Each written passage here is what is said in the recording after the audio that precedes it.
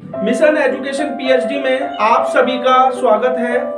आज हम इस मिशन एजुकेशन पीएचडी के माध्यम से आपको 9th सीबीएसई बोर्ड एग्जाम का सिलेबस डिस्कस कर रहे हैं। क्या कह रहे हैं बेटा? हम 9th CBSE board exam syllabus आज हम मिशन पीएचडी एजुकेशन के माध्यम से डिस्कस करने जा रहे हैं। तो आप सभी ध्यान से सारे चैप्टर्स को देखेंगे, क्योंकि हम चैप्टर्स को आपको समझाएंगे भी, उनका थोड़ा थोड़ा इंट्रोडक्शन देंगे कि उन चैप्टरों में है क्या। तो आप बिल्कुल सभी बच्चे, all student, listen carefully and understand from beginning to end whatever the chapters included in the CBSE board exam syllabus, that is the 9th maths. Now let us see chapter 1,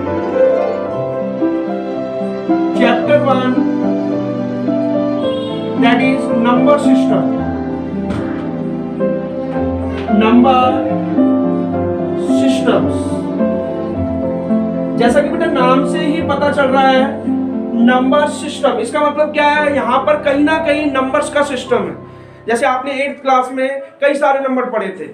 positive number आपने देखे थे 3, 4, 5, 100, 111, 2000, 1 लाख, 10 लाख, 1 करोड़, -1, -1/5, 3/5, 2/3, इस तरह के √2, √3, ये सारे numbers आपने study करे थे। पर आपको ये नहीं पता था कि इनकी प्रॉपर कैटेगरी क्या होती है। जब हम इसको एक प्रॉपर कैटेगरी में डिवाइड करते हैं तो उसको हम क्या बोलते हैं? नंबर सिस्टम बोलते हैं। ठीक है जी। तो जैसे कि हम क्या करते हैं, नंबर्स को अगर हम मान लीजिए कहते हैं ओल्ड नंबर, तो ये एक पर्टिकुलर सिस्टम बन गया। यहाँ पर हम क्या कर रहे हैं? ओल्ड नंबर्स का एक मैनेज बना रहे हैं। ओल्ड नंबर्स क्या होते हैं बेटा? एक एग्जांपल समझा रहा हूँ। ओल्ड नंबर्स क्या होते हैं? Those numbers which are not divided by 2 is known as old numbers. वो सभी नंबर जो 2 से डिवाइड नहीं होते, उन सभी नंबरों को हम क्या बोलते हैं? ओल्ड नंबर बोलते हैं। तो ये एक पर्टिकुलर सिस्टम बन गया, जहां पर हम किसकी बात कर रहे हैं? जैसे 1, 3, 5, 7, डेट, क्योंकि नंबर्स का कोई भी एंड नहीं होता है, इनफाइनाइट नंबर्स होते हैं। तो बस केवल मेरे को यहाँ पर क्या समझाना है आपको? नंबर सिस्टम समझाना है। तो जहां पर हम सभी नंबर्स को आपस में मिला देते हैं, the collection of all numbers, whatever the number is old number, even number, prime number, natural number, integers में पॉजिटिव नेगेटिव नंबर्स, उसके बाद rational number, irrational number, real number, ये सभी नंबर्स हैं। तो जब हम इन सभी नंबर्स को मिला देते हैं तो उसको हम क्या बोलते हैं बेटा? नंबर सिस्टम बोलते हैं। Now come to the chapter 2,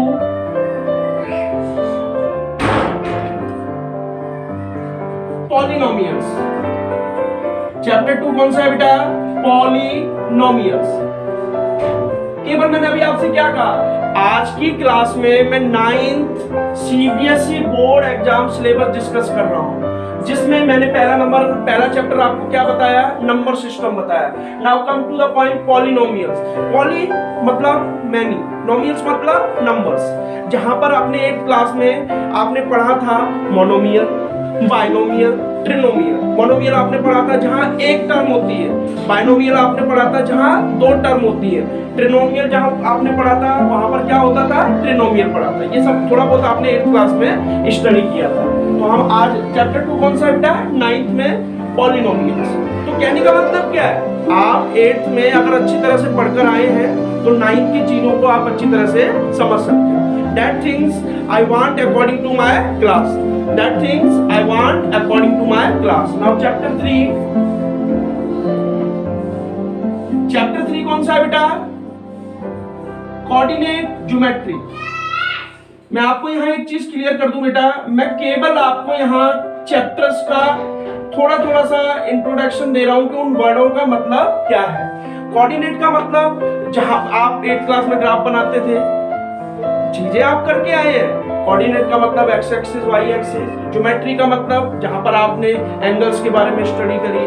तो अगर हम इन दोनों वर्डों को मिला दें, कोऑर्डिनेट और ज्योमेट्री, तो हमारा एक चैप्टर बन जाता है और उस चैप्टर का नाम क्या है? Coordinate geometry. Now come to the chapter number 4.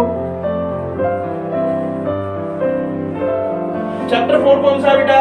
Linear equations in two variables.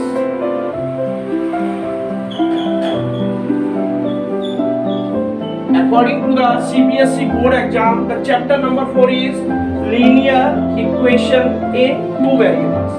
Variables का मतलब क्या होता है? x, y, a, b, कोई भी वेरिएबल्स। और इक्वेशन का मतलब क्या होता है? राइट हैंड साइड में जीरो आना।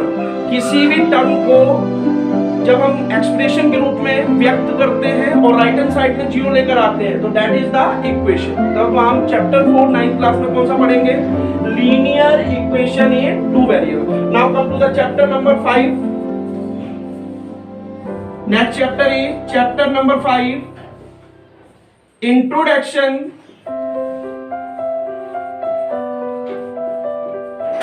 To Euclid's geometry. यहां पर बेटा हमने दो वर्ड पर फोकस करना है, एक यूक्लिड और ज्योमेट्री। तो आपको अभी हमने डिस्कस किया। यहां पर आपने इस वर्ड से कंफ्यूज नहीं होना। यूक्लिड का मतलब क्या होता है बेटा? एक फेमस मैथमेटिशियन थे। मैथमेटिशियन का मतलब जब आप मैथ की स्टडी कर रहे हैं तो हम उसको प्रॉपर क्या बोलते हैं? मैथमेटिशियन बोलते हैं। प्रॉपर क्या बोलते हैं बेटा? हम मैथमेटिशियन बोलते हैं। तो चैप्टर का नाम क्या है? Introduction to Euclid's geometry. Now chapter 6 is chapter 6 lines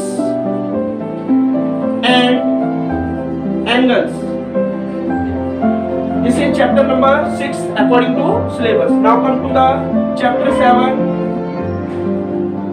lines का मतलब आप जानते हैं, लाइंस में लाइन सेगमेंट भी आ जाती है। लाइंस का मतलब दोनों तरफ LHS और RHS, इन दोनों तरफ कोई भी एंड नहीं होता। लाइन स्मूथ चलती रहती है indefinitely. Now chapter 7 that is triangles.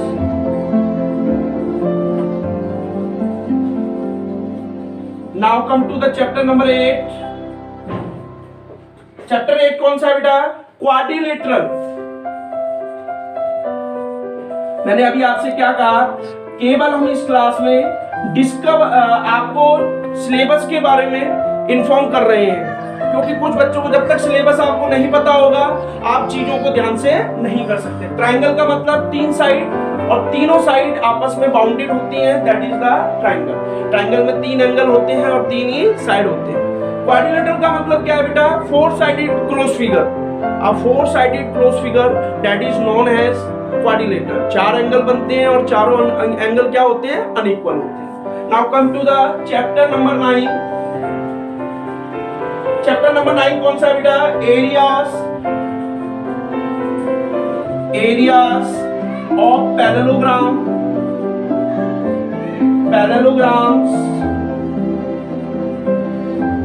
areas of parallelograms and triangles।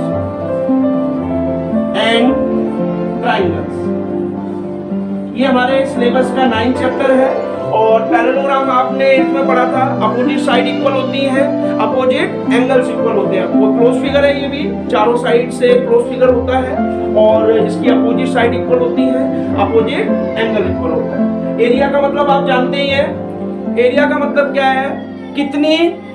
कितनी जगह वो ऑक्युपाई कर रहा है, that is known as area.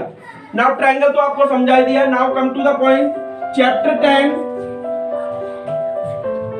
Circles. Chapter 10 circles. Now chapter 11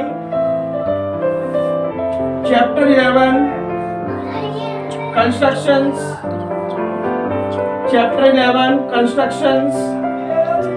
circle तो आपको पता ही है, the collection of all points in a circular region from a fixed point at a from fixed distance is known as circle. Fix point को हम क्या बोलते हैं बेटा? सेंटर ऑफ सर्कल बोलते हैं। और फिक्स डिस्टेंस को हम क्या बोलते हैं? रेडियस ऑफ सर्कल बोलते हैं। तो ये मैंने थोड़ा सा आपको सर्कल की डिफाइन बताई। तो now next point is chapter 11 construction. 8th class में आप रूलर, कंपास और प्रोटेक्टर जिसे डी बोलते थे आप, उसकी मदद से आपने 90 डिग्री का एंगल मेजर किया, 45 डिग्री का एंगल मेजर किया, ये सारे एंगल्स आपने बनाए, तो उसको हम क्या बोलते हैं? कंस्ट्रक्शन। मतलब किसी भी क्लोज फिगर को या किसी भी लाइन सेगमेंट का परपेंडिकुलर बाइसेक्टर बनाना या किसी भी लाइन पर आप एंगल मेजरमेंट करना, वो भी कंपास, रूलर और प्रोटेक्टर की मदद से, that is known as construction. Now come to the chapter number 12, that is chapter number 12, Heron's formula. Heron's formula. अब देखिए बेटा, एक बात मैं यहाँ पर क्लियर करना चाहता हूँ आपको, आप हीरोन्स से कंफ्यूज मत हुइए। हीरोन्स का मतलब क्या है यहाँ पर? मैथमेटिशियन। अभी मैंने आपसे कहा ना, इक्लोड भी एक मैथमेटिशियन है और हीरोन्स भी मैथमेटिशियन। इस सिलेबस में 2 मैथमेटिशियन से चैप्टर्स बन रहा है। क्या बन रहा है बेटा? यहाँ पर आप देखिए, अभी मैंने क्या लिखा है? Introduction to Euclid's geometry. ये भी एक मैथमेटिशियन है और यहाँ पर जो हीरोन्स है ये भी एक मैथमेटिशियन है। इन्होंने भी अपना एक फॉर्मूला बनाया, हीरोन्स फॉर्मूला। मैं जब चैप्टर कराऊंगा तो और ज्यादा अच्छी तरह समझ में आएगा। इन्होंने क्या कहा कि अगर हमारे पास ट्राइंगल की साइड्स हैं तो ट्राइंगल की साइड की मदद से भी हम एरिया फाइंड कर सकते हैं। तो इन्होंने अपना खुद का फॉर्मूला दिया और उस फॉर्मूले को हम क्या बोलते हैं बेटा? हीरोन्स फॉर्मूला बोलते हैं। तो don't confuse with the name of chapter number 12, that is Heron's formula. ठीक है जी। वो हीरोन्स मैथमेटिशियन के द्वारा जब ट्राइंगल की 3 साइड हमें दे रखी हो तो उन 3 साइड की मदद से भी हम एरिया फाइंड कर सकते हैं। ये चीज आज मैं अपनी क्लास में आपसे डिस्कस करना चाहता हूँ। Now come to the chapter number 13। Chapter number 13, surface area, surface area and volumes. Surface area बेटा मैं आपको जब समझाऊंगा, क्योंकि ये आपके लिए थोड़ा नया चैप्टर है। It is also the part of mensuration. ये दोनों जो चैप्टर है ये मेंसुरेशन के पार्ट है। हम जब क्वेश्चंस कराएंगे, चैप्टर कराएंगे तो प्रॉपर और समझ में आएगा आपको। सरफेस का मतलब होता है बेटा, 2 सरफेस होते हैं, एक होता है सीएसए और एक टीएसए। जब हम बात करेंगे तब और अच्छी तरह समझाएंगे। सीएसए को हम कर्व सरफेस एरिया बोलते हैं, टीएसए को हम टोटल सरफेस एरिया बोलते हैं। और वॉल्यूम का मतलब होता है बेटा कैपेसिटी। एक एग्जांपल अगर हम समझाएं आपको, मान लीजिए आपके पास एक कटोरी है, उसमें आप मान लीजिए खीर रख रहे हैं, तो कितनी खीर उस कटोरी के अंदर आ रही है, that is the quantity of kheer. अगर हम बात करें तो मतलब कितनी क्वांटिटी उस कंटेनर में आ रही है, that is the volume. Volume जैसे आपने 8th में फॉर्मूले पढ़े थे, वॉल्यूम ऑफ सिलेंडर क्या होता है? पाई आर स्क्वायर एच। मतलब चीजें पता है आपको, पर यहाँ पर हम 9th में और उसको अच्छी से रिलेट करेंगे। एक और फॉर्मूला जैसे आपने पढ़ा होगा, वॉल्यूम ऑफ कोन क्या होता था? 1/3 pi r square h. Now chapter 14, chapter 14 कौन सा है बेटा? स्टैटिस्टिक्स। स्टैटिस्टिक्स मतलब 8th क्लास में कहीं ना कहीं आपने इस चैप्टर में जो चीज यूज हो रही है वो पढ़ी है, पर वहां पर ये नहीं था कि एक प्रॉपर चैप्टर हो। वहां पर आपने क्या पढ़ा? मीन के बारे में पढ़ा था। मीन का फॉर्मूला क्या पढ़ा था आपने? कि अगर हमारे पास मान लीजिए 10 ऑब्जर्वेशन है तो हम क्या करेंगे? Sum of observation upon total number of observation. तो हमें पता चल जाता है कि उन 10 बच्चों का मीन क्या है। एक और एग्जांपल समझाता हूं बेटा इस टॉपिक का, थोड़ा इंट्रोडक्शन आपको दे दूं। जैसे मान लीजिए हमने क्लास टेस्ट लिया, क्लास टेस्ट में मान लीजिए 30 बच्चे हैं, 30 बच्चों का हमने टेस्ट लिया, मान लीजिए 10 नंबर का लिया, और 10 नंबर में से मान लीजिए किसी बच्चे के 8 आए, 7 आए, 6 आए, 10 आए, मान लीजिए ऐसे 30 बच्चों के कुछ नंबर्स आए, 5, 4, 3, 10 ऐसे नंबर आए।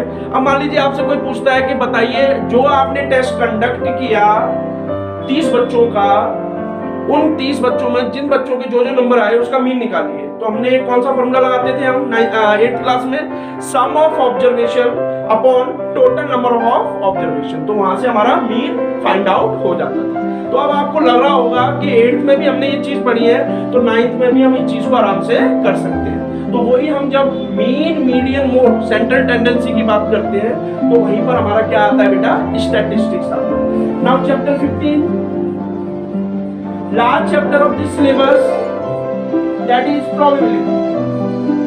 That is probability.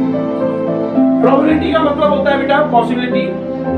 हम कभी कभार संभावना करते हैं। मौसम बना होता है, हम कहते हैं कि आज बारिश हो सकती है और आज बारिश नहीं हो सकती। तो जरूरी नहीं है कि आज बारिश हो और जरूरी नहीं है आज बारिश ना हो, तो कुछ भी पॉसिबल, कुछ भी हो सकता है। तो जहां पर ये मैं कह रहा हूं ना कुछ भी हो सकता है, उसको हम क्या बोलते हैं, प्रोबेबिलिटी बोलते हैं। एक एग्जांपल लेते हैं, मान लीजिए आप सब लूडो खेलते हैं, डाइस, हम डाइस खेलते हैं, डाइस में 6 नंबर होते हैं। 6 नंबर का मतलब 1 2 3 4 5 6, टोटल आउटकम कितने बन गए, 6। हम ये कहते हैं कि एक बार हम लूडो को फेंक रहे हैं, लूडो को जो गिट्टा होता है, आप गेम खेलते हो, क्योंकि जनरल एग्जांपल अगर आपको समझाया जाए तो आप उन चीजों को रिलेट करना सीख सकते हैं, क्योंकि जब तक बेटा आप चीजों को रिलेट नहीं करोगे ना तो चीजें आपकी क्लियर नहीं हो पाएंगी। चीजों को कैसे आसान बनाना है वो केवल आसान एग्जाम्पल से बन सकती है। एग्जाम्पल से कैसे बन सकती है, अगर आप उसको अच्छी तरह समझें। मान लीजिए हमने एक गिट्टा फेंका, गिट्टा फेंकने पर 2 नंबर भी आ सकता है, फिर दोबारा गिट्टा फेंका, जरूरी नहीं है 2 ही आए, 3 आ सकता है, 4 आ सकता है। पर आप मुझे बताइए क्या 7 आ सकता है? 7 नहीं आएगा। क्यों 7 क्यों नहीं आएगा? क्योंकि भाई टोटल नंबर ही 6 है, तो 7 कहां से आ जाएगा? तो दैट इज द पॉसिबिलिटी। जहां पॉसिबिलिटी वर्ड आता है वहीं पर क्या आएगा बच्चों? प्रोबेबिलिटी आएगा। तो यही हमारा लास्ट चैप्टर है CBSE board exam 9th math syllabus का। मेरी बात समझ में आ रही है? तो आज की क्लास में मैंने आपसे क्या डिस्कस किया, चैप्टर जो CBSE board 9th exam syllabus में थे मैथ्स के, में सारे 15 चैप्टर डिस्कस किए और हर चैप्टर्स को कहीं ना कहीं मैंने इजी बनाया समझाने के लिए, और रिलेट करके आपको ये बताया कि आप इन चैप्टरों को जब 9th क्लास में पढ़ेंगे तो कैसे आसानी से पढ़ सकते हैं। Thank you very